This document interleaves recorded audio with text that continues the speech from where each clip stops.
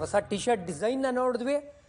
ಆಮೇಲೆ ಹೆಸರು ಕೂಡ ಹೊಸ ಆಯಿತು. ಬೆಂಗಳೂರು ಹೋಯಿತು, ಬೆಂಗಳೂರು ಬಂತು. ಆಮೇಲೆ ವಿರಾಟ್ ಕೊಹ್ಲಿ ಅವರು ಆ ಅನ್ಬಾಕ್ಸ್ ಈವೆಂಟಲ್ಲಿ ಅಚ್ಚ ಕನ್ನಡದಲ್ಲಿ ಹೇಳ್ತಾರೆ ಹೊಸ ಅಧ್ಯಾಯ ಆರಂಭ ಅಂತ. ಮೊದಲನೇ ಪಂದ್ಯ ಯಾರ ವಿರುದ್ಧ? ಬದ್ಧ ವೈರಿಗಳು CSK ವಿರುದ್ಧ ಚೆನ್ನೈಯಲ್ಲಿ. ಆ ಬ್ಯಾಟಲ್ ನೋಡೋಕ್ಕೇನೆ ಮಜಾ ಆಯಿತು. ವಿರಾಟ್ ಕೊಹ್ಲಿ ಎದುರುಗಡೆ MS ಧೋನಿ ಅವರ ಒಂದು ಕೋಟೆನಲ್ಲಿ.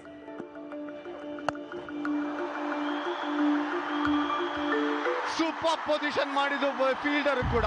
RCB ಫ್ಯಾನ್ಸ್ಗೆ ಬೇಡವಾಗಿರೋಂಥ ಒಂದು scenes. Virat Kohli 20 odd runs ಹೊಡಿತಾರೆ, ಬಟ್ ಅವರ ಸ್ಟ್ಯಾಂಡರ್ಡ್ಗೆ ಸಿಕ್ಕಾಪಟ್ಟೆ ಕಡಿಮೆ.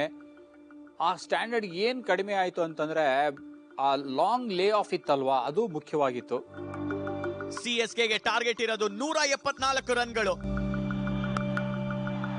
ಇಲ್ಲಿ ಎಂತ ಕ್ರ್ಯಾಕಿಂಗ್ ಶಾಟ್, ಅಲ್ಲೇ ಡಿಫರೆನ್ಸ್ ಕಾಣಿಸ್ತಾ ಇದೆ CSK ಅವರ ಬ್ಯಾಟಿಂಗ್ ಅಲ್ಲಿ. CSK ಅವರ dream run against RCB continue ಆಗುತ್ತೆ. RCBದು ಹಿಸ್ಟ್ರಿ ತೆಗೆದು ನೋಡ್ತಂದ್ರೆ IPLನಲ್ಲಿ ಬೌಲಿಂಗ್ ಮೇಲೆ ಅಷ್ಟು ಒತ್ತು ಕೊಟ್ಟೇ ಇಲ್ಲ.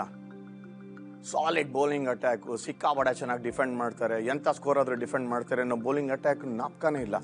ಇನ್ಫ್ಯಾಕ್ಟ್ ಇದ್ರ ಬಗ್ಗೆ ಯಾಕೆ ಯೋಚನೆ ಮಾಡಿಲ್ವಾ ಅಂತ ಅನ್ಸುತ್ತೆ.